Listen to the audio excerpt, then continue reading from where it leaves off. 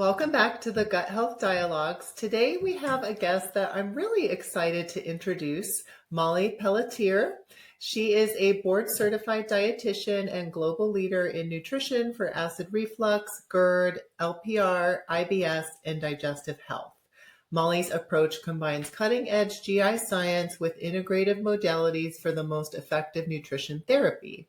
Her personal struggles with acid reflux and IBS were the catalyst that led her to complete her BS and MS degrees in nutritional science at Boston University. And today, Molly is the founder of FLORA Nutrition, which has been recognized as a valuable resource for acid reflux by U.S. News and Reports and New York Weekly.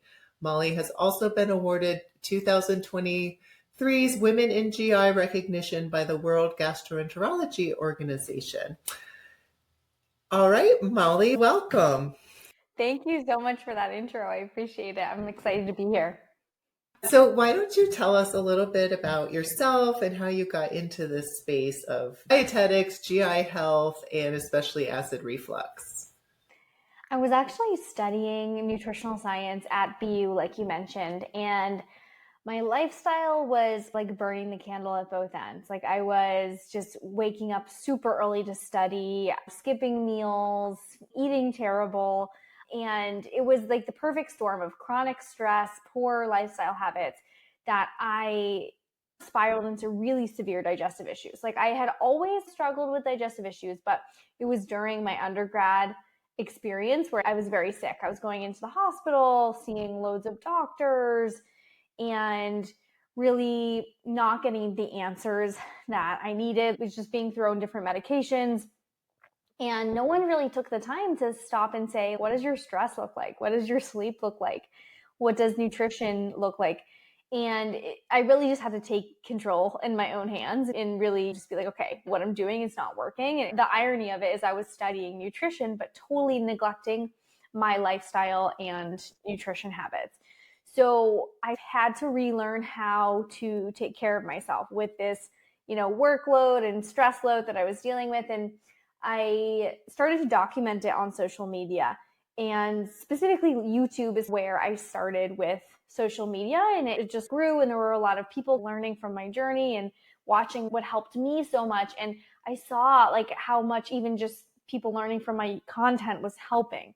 So when I did eventually get my master's, do my internship, I decided to specialize in digestive health. I worked for a while and did a lot of research training in the GI field. And then I started FLORA Nutrition, and it's been so rewarding to help other people who are in similar positions and to be able to help those with reflux, IBS, digestive health issues from a holistic perspective, because it's so much more than what we eat. It's how we live as well. Yeah, that's so true. And because I do very similar work, I definitely agree. It's so rewarding, especially because so many people struggle to find good answers, just like you did, right? And listening to your story, it sounds so similar to mine in a sense, because I never had any digestive issues until I started my own private practice. So I generally focus nutrition as far as weight loss, diabetes, cholesterol, blood pressure, the typical general stuff that we do as dietitians for the first 10 years. And I had different types of jobs, more kind of traditional dietitian jobs. And then I went into my own private practice. And that was a tremendous stress because I'm leaving my stable income to start a new business. And then at the same time, I got connected with a group of local GI doctors. So I was starting a new specialty because that was my connection. That was what I was getting referrals for. So on starting a new business, the learning curve of this incredibly complex specialty, I developed acid reflux as well. And I remember in between patients downing Pepto-Bismol and feeling, this is so crazy. I can't believe I'm doing this. I'm supposed to be the dietitian here helping them. And I'm like really struggling with this. So I remember those days, and it was totally triggered by stress with me too. Yeah, it's amazing how much that can make an impact.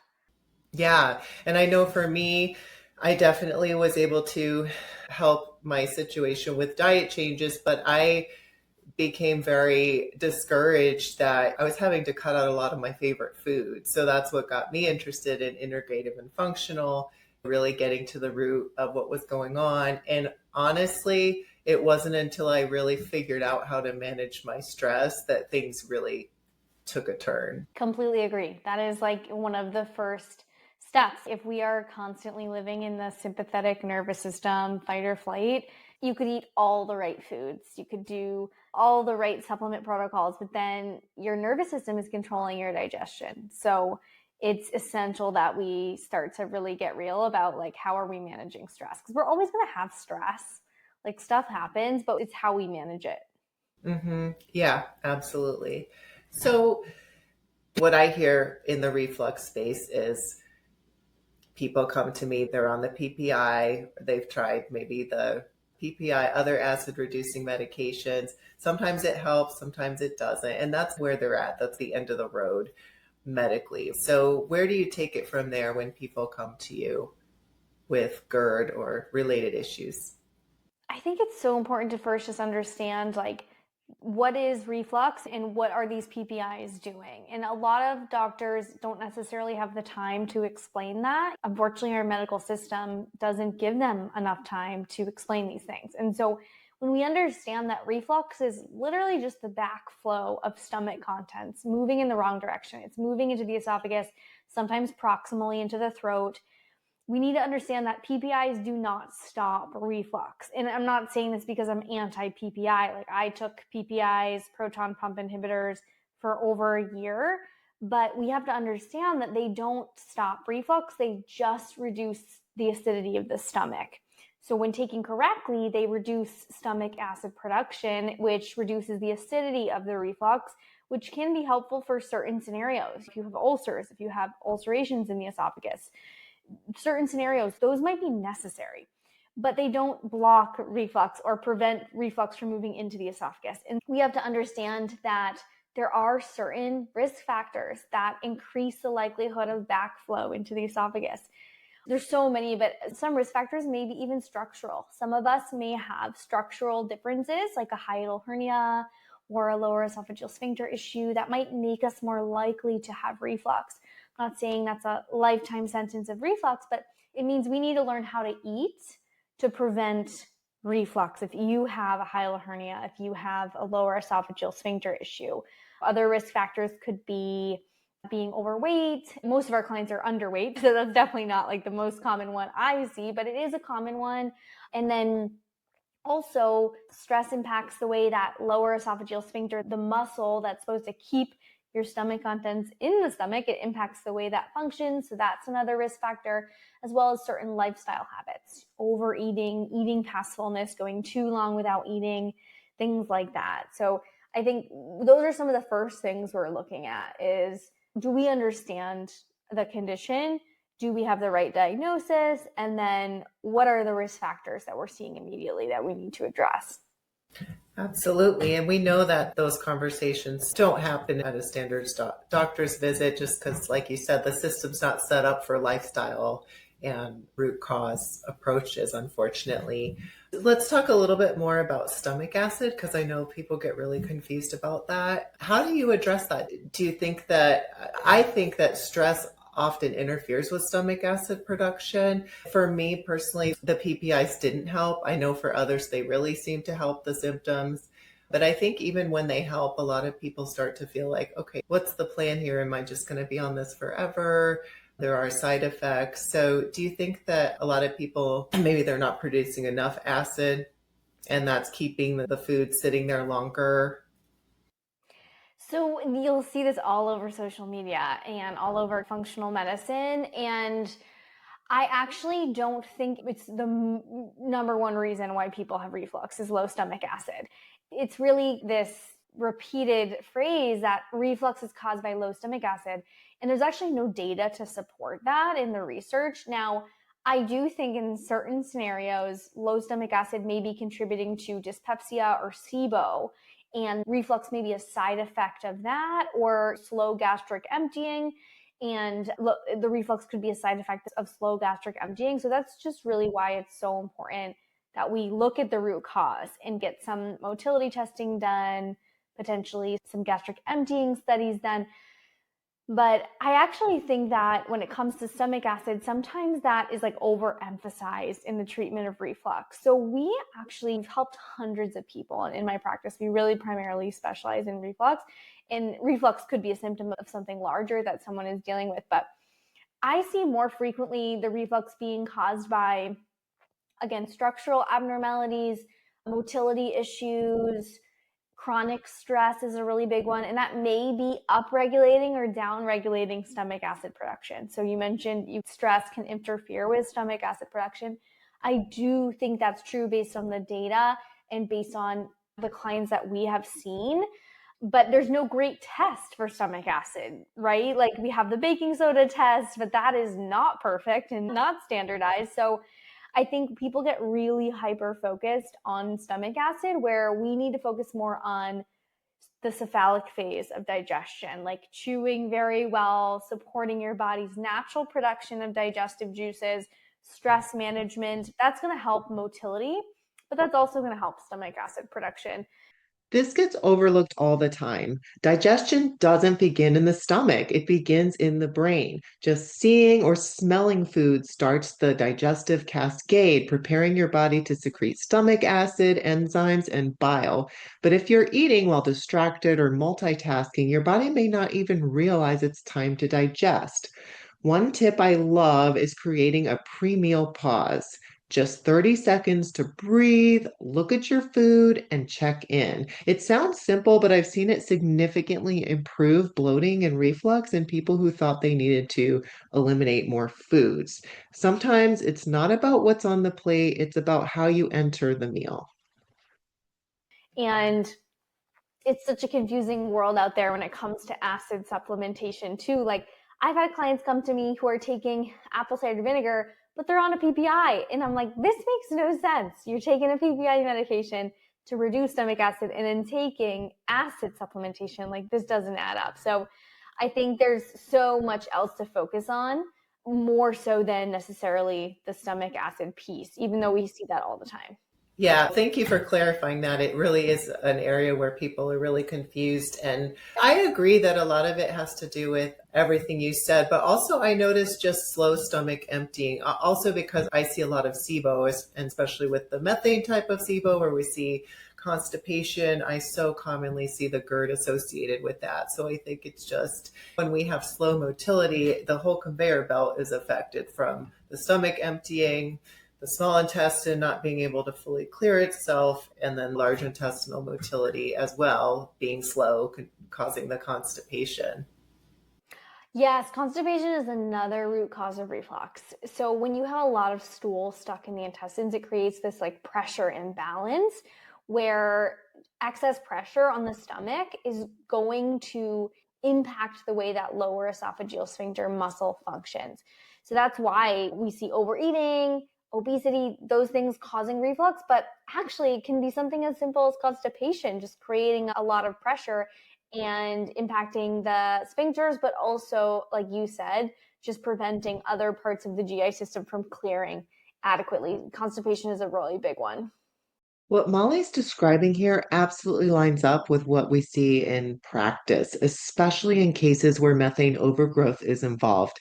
When stool sits too long in the colon, it creates pressure back up toward the stomach and the esophagus. So it's not just mechanical, it's also biochemical.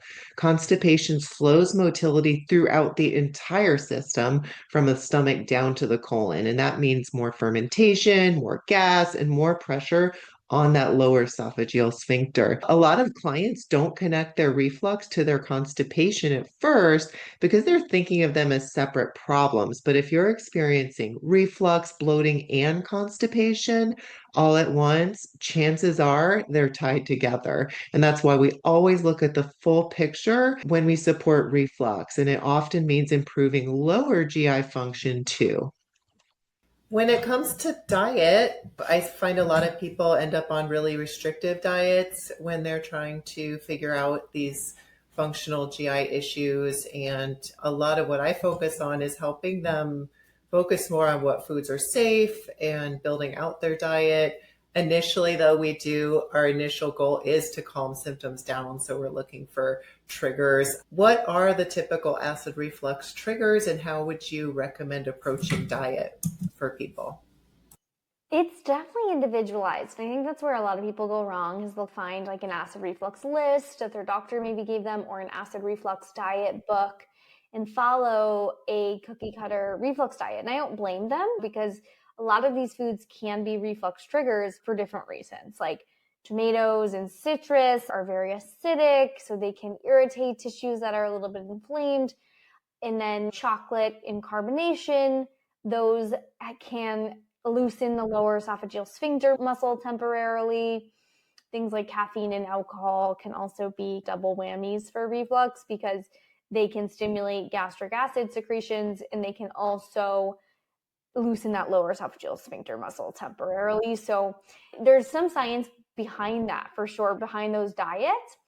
And what we need to think about with these reflux diets is like, how long have you been on them? Because typically people come to us and they've been avoiding all the foods for maybe months or even years, and they still haven't seen progress. So we're like, okay, there's something else missing. Like the food is not the root cause of your reflux. And I think that's so important to understand because clients will come to us really afraid of food. But even though they're avoiding all these foods, they still have reflux. We have to understand food is not the root cause. So we have to rewire the mindset about food a little bit, that food is actually healing. We need to invite in reflux-friendly foods to help heal and soothe. And a lot of times what people will do is they'll eliminate more and more foods because maybe they get a reflux symptom after oatmeal. And now oatmeal is unsafe, even though it used to be safe. And so we have to remember that just because you get a reflux symptom after a food, it doesn't necessarily mean that food caused reflux. Sometimes we get reflux from eating too quickly, or we're having a high stress day, or we went too long without eating, or we overfilled the stomach. There's so many reasons why we could get reflux that has nothing to do with that specific food. This point is so important. Food gets blamed for everything, but sometimes it's the context around the meal that matters more. How fast you ate, whether you were distracted or anxious, if you skipped breakfast earlier in the day, those can all influence reflux symptoms. You could eat the exact same meal under different conditions and have completely different outcomes. That's why symptom tracking needs to go beyond ingredients. I teach clients to include notes about stress, posture, timing, and even how they felt emotionally around meals. These small shifts in awareness often reveal patterns that food logs alone will miss. That being said, we do usually utilize like some sort of a healing phase. And we try to personalize this again to the client, depending on how long they've been restricted. Because sometimes that restriction might not be necessary. It could be over restriction, was what I'm describing with like removing a ton of different foods. We want to avoid that because that can actually harm the microbiome by removing too many foods. So we do personalize this healing phase where we are trying to limit or avoid some of these foods that might be exacerbating reflux. It also depends on the type of reflux. There's different types. So we try to personalize it to the person. And what's helpful about that is like we often talk about reflux like a shoulder injury. So if you have a shoulder injury and you just keep shoulder pressing every day, it's really hard for the inflammation to go down. And so we do sometimes remove these foods so that the inflammation can calm down. We can work on addressing root cause. And then we slowly reintroduce so that you understand, maybe I'm not sensitive to garlic and onion, but large amounts of chocolate or alcohol, those are things I'm sensitive to. So everyone has different triggers. And that's so empowering to understand our triggers because it allows you to know I can have a square of chocolate, but I can't have a big piece of chocolate cake. That is too much for me. Or I can have a couple cherry tomatoes, but like a big bowl of tomato sauce, not going to work. So it gives a lot of insight when we can slowly reintroduce and test these threshold levels. Yeah, yeah. It really helps just to calm things down, but you have to reintroduce. And I think that's what a lot of people miss with any kind of elimination diet or don't take seriously or don't feel like they can proceed to that step. Because like you said, they might eliminate a bunch of foods and still have the symptom. So then they feel like they have to stay there. So we see people looking up these quote diets as if it's supposed to be the end all be all food list. Like you have this condition, now you're always going to avoid these foods. And it's a big misunderstanding because whether we're talking about the reflux diet, low FODMAP diet, any type of 7-food allergy elimination diet, any type of elimination diet, our goal is to identify the triggers. We take a period where you're going to benefit from calming down the inflammation because you're also reducing the load of those foods, right? And then when you reintroduce them back, you can figure out how much you can tolerate. And the goal is always to expand our diet to be able to include the most variety that we can. And I love talking to other dietitians who see it the same way because most dietitians, I think we're pretty good about that. Not all, but I know that in the gut health world, there are a lot of restrictive based kind of approaches. So I really like to emphasize that with people that, like you said, it does harm the microbiome to be too restricted over time. So let's talk about that a little bit because one of the things I think is interesting is that you focus in upper GI. I generally focus in lower GI, but we both focus in the whole digestive tract, right? Because you can't address just one part of the GI tract in most cases without thinking about the GI system and the body as a whole. How do you work in addressing the microbiome? How does that play into the work that you do with clients? When we meet with a client, we ask for a 2 to 3 day food log prior to the session, and that just helps us to start to get to know what they're eating. And we get to know this through the intake call as well, but we're looking at, is this person getting enough fiber? Fiber is the food for your gut microbiome, which is trillions of gut bacteria that are helping to support your overall health. And so if we're not getting enough fiber and the right types of fiber, then our microbiome is not being fueled adequately. We're looking also at just total nutrition. Is someone's getting enough total nutrition? Because especially if they've been chronic dieting or anything like that, they could be just missing enough nutrition to power their digestive system, and that will impact gut health. But we're also looking at omega-3s. Omega-3s play a really important role in our gut microbiome and reducing inflammation. A lot of people are not getting enough. These are essential fatty acids, meaning your body can't produce omega-3s. So we're looking at that level in the diet. And then when it comes to the microbiome, we're also looking at just like total medical history. If someone has had a lot of antibiotic use or COVID or certain things that might shift the microbiome, this could be an indicator that we want to focus more on optimizing microbiome for this person. So diversity of foods is also important. We started to touch on that, but a diverse array of fruits, vegetables, legumes, nuts, seeds, whole grains, all your gut bugs, they fuel on different types of fibers. So different foods, even if it's just throwing a little bit of diversity in your smoothie or your stir fry. I love frozen veggies for this. I love having like lots of different types of frozen veggies that you can add to sauces, add to your meals, your smoothies, your soups, whatever. And that diversity piece is something that a lot of people, I think, are missing. It's like also as important as total fiber is just rotating those fruits and vegetables and fiber sources. I love how Molly mentioned diversity here because it's such a game changer for gut health. One of the simplest hacks I share with clients to make this easy and sustainable is my veggie mash guide. It's a quick, customizable recipe where you mix a variety of different vegetables like carrot, zucchini, sweet potatoes, greens into a flavorful mash, and it makes a perfect side dish or meal prep staple. And it's such an effortless way to check off that diversity box. I'll link the guide in the show notes so you can start incorporating it into your meals. Yeah, absolutely. I totally agree. And the nice thing about even in this conversation of elimination diets, or when someone's in a phase where maybe they are in the elimination phase, which is pretty restrictive, even within that framework, you can get the diversity because we're not talking about large portions. We're just talking about a little here, a little there. So even if you can't tolerate very much, you can already expand on that diversity a little bit here, a little bit there. I love that. And tell me what you think.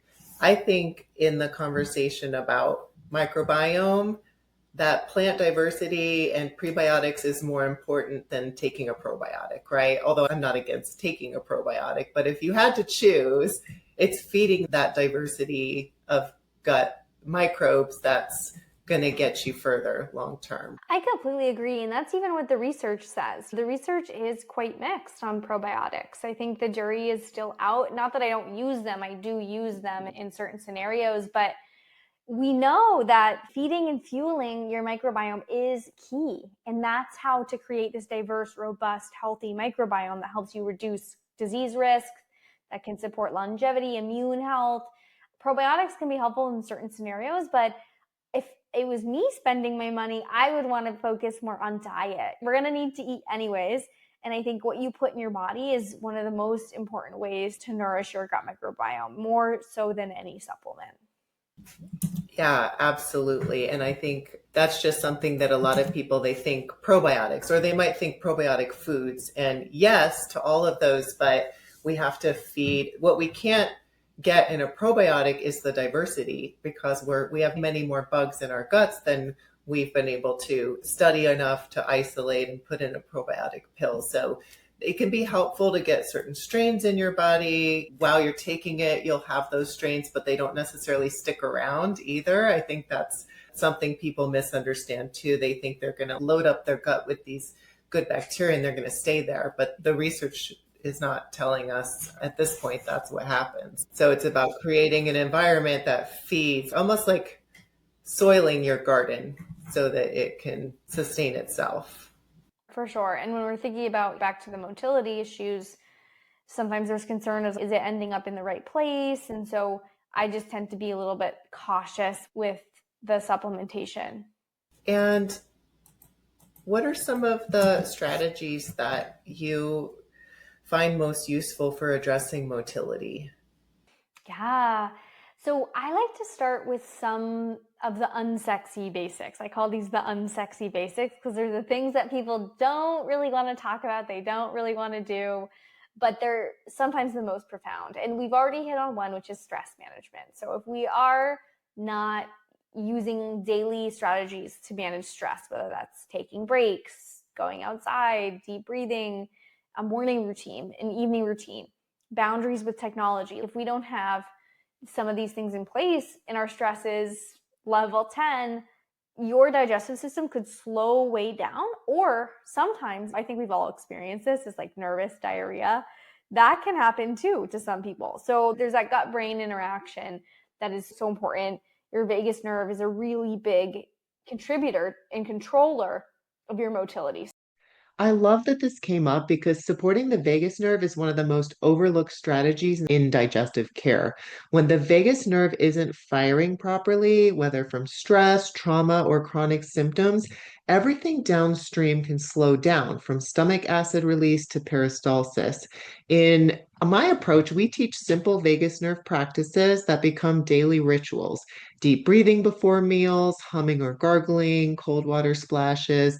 These aren't just trendy hacks, they're ways to remind your nervous system that it's safe to shift into rest and digest. For many people, this shift is what finally unlocks the progress they've been missing from diet and supplements alone.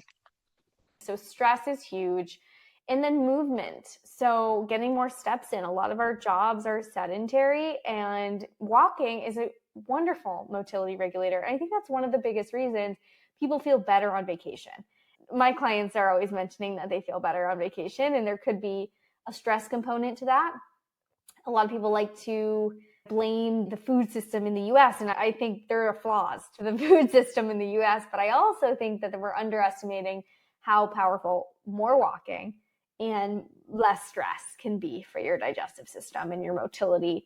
So those are two things. I think adequate hydration, mineral support, sometimes using electrolytes or mineral drops, I love.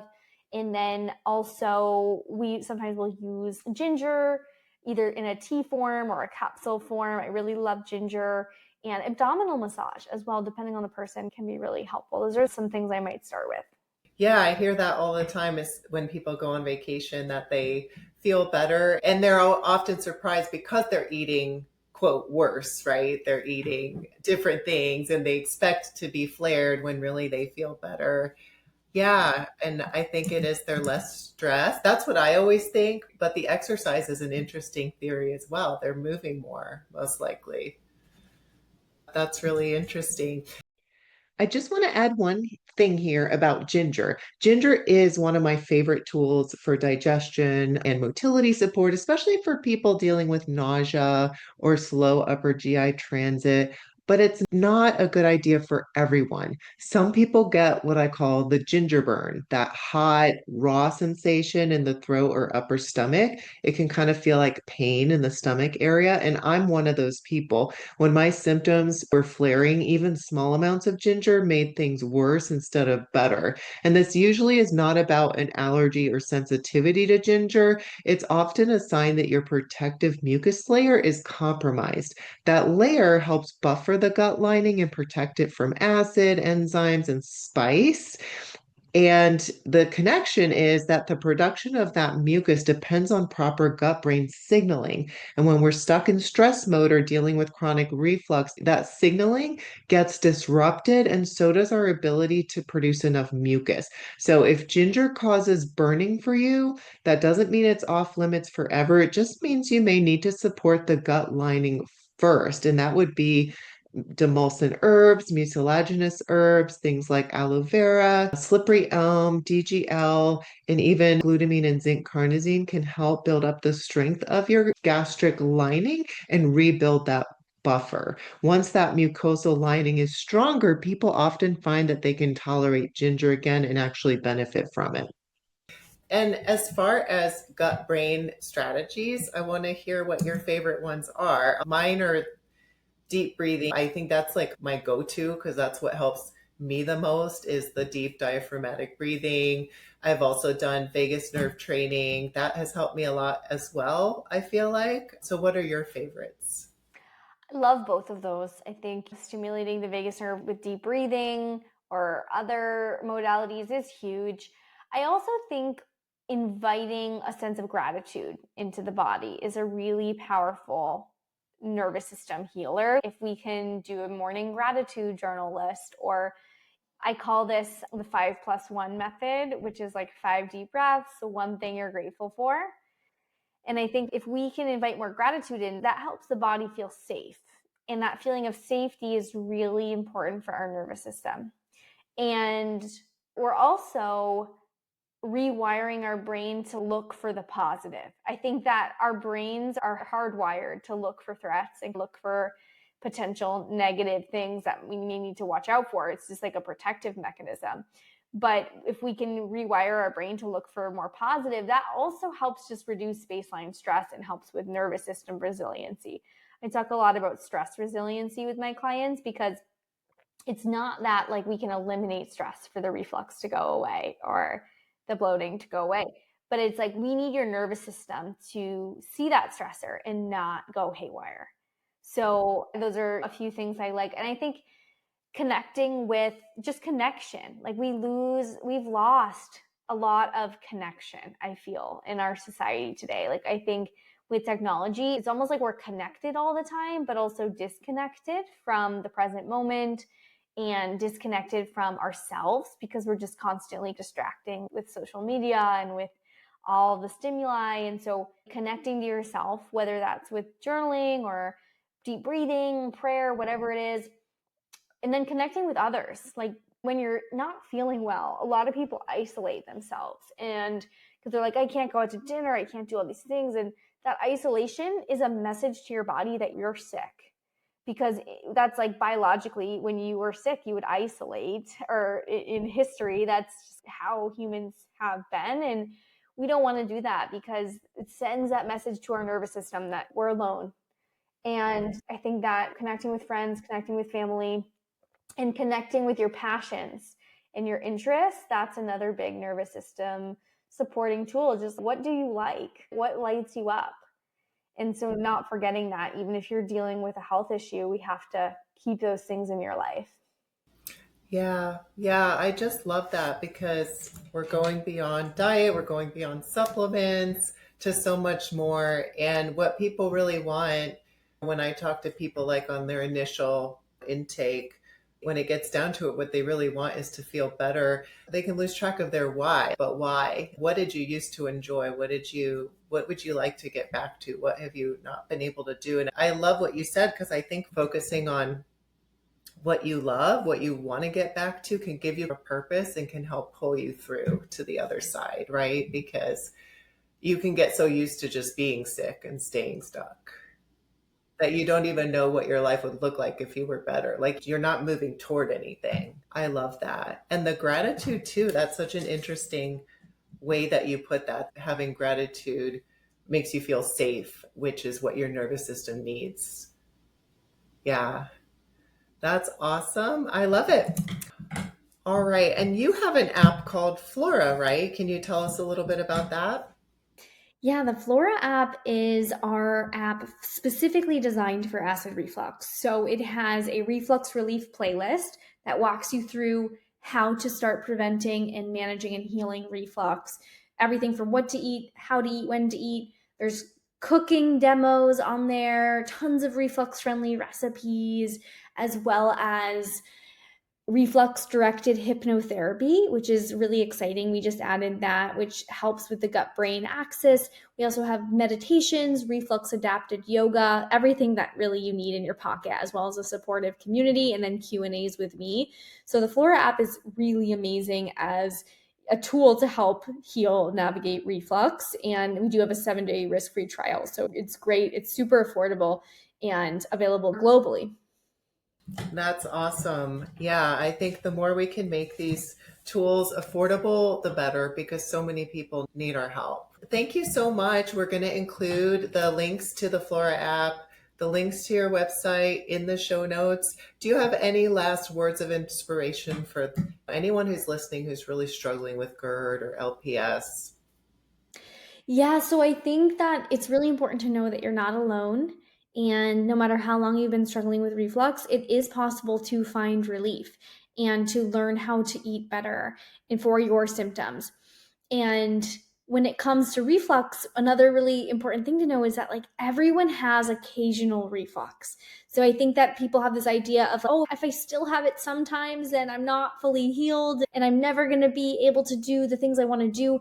All of our clients feel that way when they first come to work with us. They feel like, I'm never going to be able to eat the foods I love. I'm never going to be able to go to the workouts I want to do because of my reflux. And that's just not true. We just have to find the way that your body feels best, the nutrition that helps your body feel best. Meal timing is so important to look at, and then looking at the root causes of your reflux so that we can address those. And maybe those root causes we can't fix. Like, we may not be able to fix a hiatal hernia, but we've had so many clients with hernias find really amazing relief by understanding their personal triggers, understanding how to eat for their body, and managing stress. There's never just one root cause also. Like, I think people get really hung up on finding their root cause, and I'm like, spoiler alert, there's probably 3 or 4. So I think we have to be holistic and not get siloed into just thinking about stomach acid, just thinking about food. There's so much more to the puzzle, and it really starts with our mindset, starts with our nervous system. Yeah, I love that. I noticed that too. I'm starting to call them root contributors, because there's multiple things that contribute until you get to the point where you have this perfect storm. Yeah. Love And that. Love that. yeah, and absolutely. I know that's true with me too. It's not like it completely goes away. I'm 98% better than I was back when I was downing Pepto-Bismol in between clients, but certain things like raw onions will still trigger coughing for me. And if I get really stressed and I have too many things squished into a short period of time that are requiring a lot from me, that's the sort of thing that'll trigger. And my symptom is coughing a lot of the time versus actual reflux, although I used to have the reflux as well. It's a big one. Yeah, absolutely. Yeah. Thank you so much. It's been such a pleasure to talk with you. And yeah, hope to chat again one of these days. Thank you so much. It was a pleasure to speak with you. Thank you for having me.